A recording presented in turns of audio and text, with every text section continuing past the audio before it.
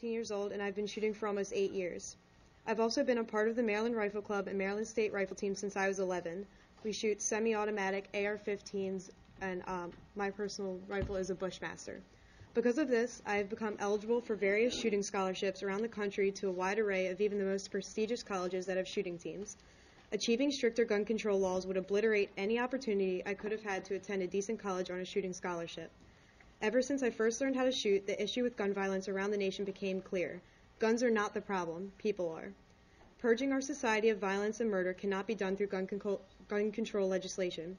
By signing this legislation, you are not signing away gun violence, but instead liberating American citizens of our constitutional rights.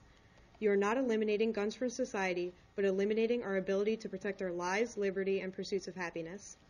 Chicago, Illinois has had some of the strictest gun control laws in America enacted for the past few years, and it is currently more than twice as likely for you to be killed in Chicago as in the Afghani War. For the past 11 years and 4 months in the Afghani War, 2,166 people have been killed. Now in only 8 years in Chicago, 4,265 people have been killed, and 3,371 of them were from being shot. Is that really something we want to model our state laws after? Now, even of those 3,371, only 37 were killed with a rifle, which is barely 1%. 98% were killed with a handgun, so creating gun control legislation that targets assault rifles has statistically proven to only weed out less than 1% of the problem if you're lucky. I'd also like to point out that none of the guns used in the Chicago shootings were registered or licensed to the people who use them, thus even further proving that simply restricting guns will not stop criminals from using them. Nor will restricting guns stop criminals from harming others in general.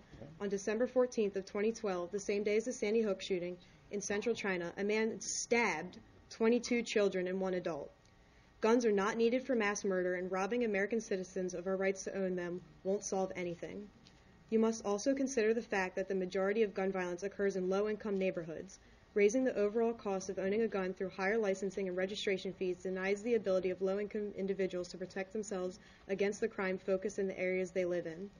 Passing this legislation would be discriminating against these lower-income individuals who are actually at a higher risk of being victimized in crimes. To abolish or severely limit the right of the Maryland residents as a whole to bear arms, which is the intent of the proposed legislation, is to essentially defeat the purpose of our own U.S. Constitution. The entire foundation of the United States was formed on the principle that the government, our government, is a government of the people, for the people, by the people, and taking away the people's right to bear arms is taking away the people's power in the government. The Second Amendment, which grants to citizens the right to secure their natural rights, is the backbone of our democratic society. I hope you all consider these points as you go to vote on this or any other gun control bills.